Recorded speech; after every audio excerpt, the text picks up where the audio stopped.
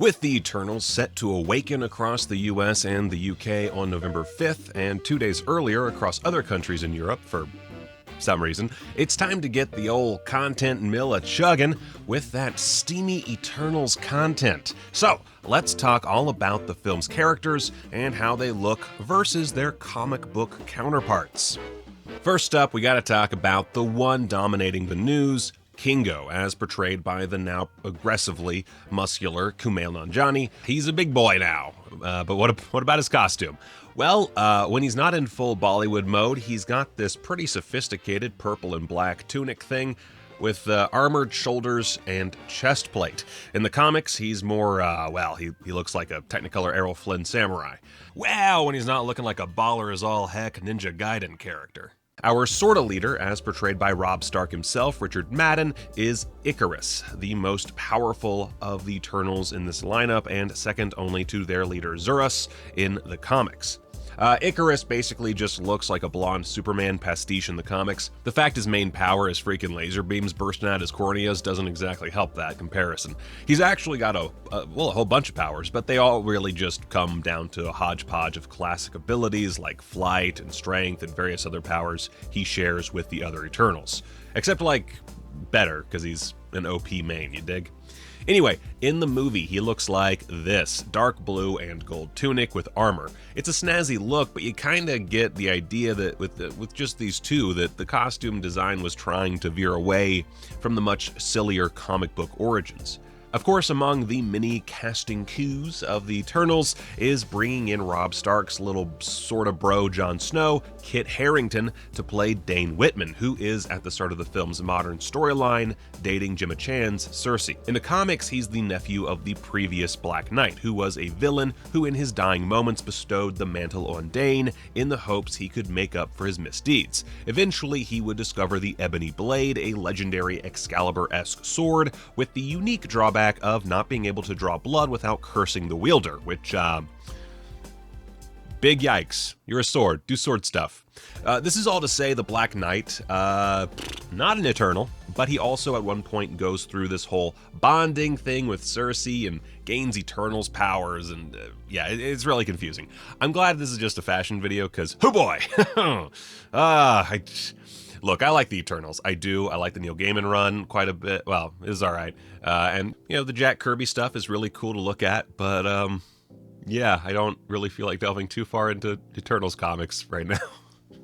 Because they're the Eternals. They're fine. Point is, he looks like this. He's a knight, a mostly black knight, pretty on brand, all said and done. So, how will he look in the movie? I don't know. Producer Nate Moore has said that the Ebony Blade won't be making an appearance, and that while Whitman will go on to be the Black Knight, he won't be the Black Knight in our film, which is a remarkably befuddling statement. All we really know is that he's gonna rock this scarf, mac on Gemma Chan, and I guess not look like this. Alrighty, so how about Phastos, or Phastos? I've never actually heard it said out loud. I've only ever read the name. Well, he's no longer this muscle boy with the big exposed arms and the big old energy blasting hammer. At least not as far as we've seen. Instead, he's got this long purple and gold tunic thingamabob, I guess kind of like a coat, and is played by Brian Tyree Henry, which honestly kind of an upgrade on that front. Dude seems to perfectly embody the intellectual feel of the character, who is not terribly interested in fighting. This guy looks ready to brawl. This guy looks ready to curl up with a good book and a pumpkin spice latte. And you know what, I can dig that. Salma Hayek's Ajack is perhaps the most changed character design in the Eternals movie, which, kind of an upgrade any way you look at it by casting Salma Hayek, but in the comics, Ajack is, well, a dude. A dude who apparently is just a huge hit at raves. Look at this sweet, sweet Jack Kirby art. I love it. Gosh damn. Oh, it just looks so good. The Neil Gaiman run with John Romita Jr. simplified things considerably, but he's still one of the more flamboyant members of the team. In the film, Ajax's green and gold ensemble has some neat references to the comic book roots, but again, much simpler, more streamlined, and more uniform with the rest of the group. Angelina Jolie's Thena is also, and I'm sorry, but this is just a broken record kind of video, apparently.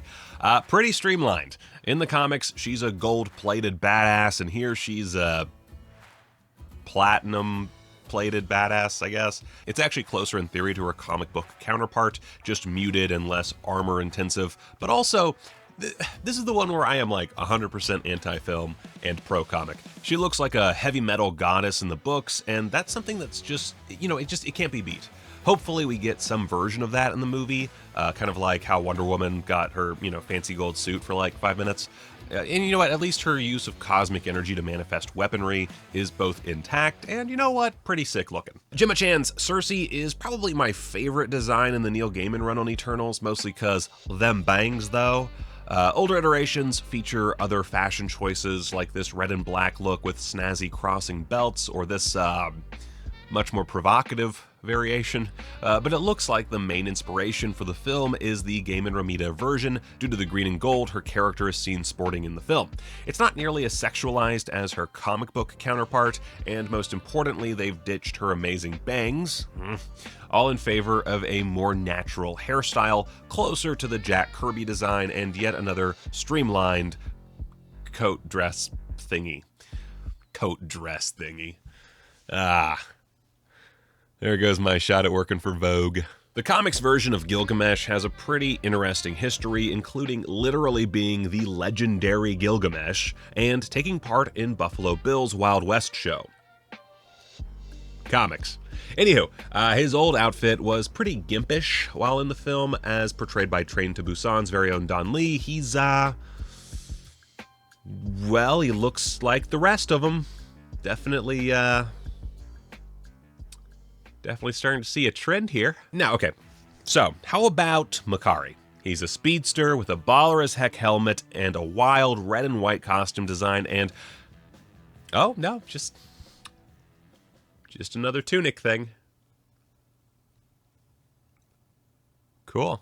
You know what? It's red and white, so there's that. And I guess she does look a lot like this version in Eternals Forever, but still uniform. Okay, how about Sprite, the forever child with some pent-up issues who inspired Peter Pan?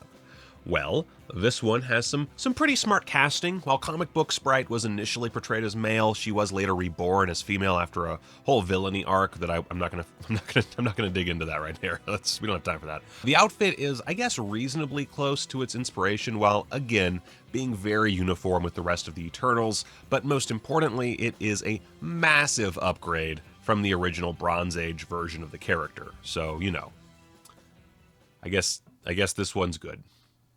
Okay, last Eternal we're going to talk about Druig. He has some pretty metal armor in the comics, often utilizing a black and red color palette, although he's also worn green and purple a la Kang.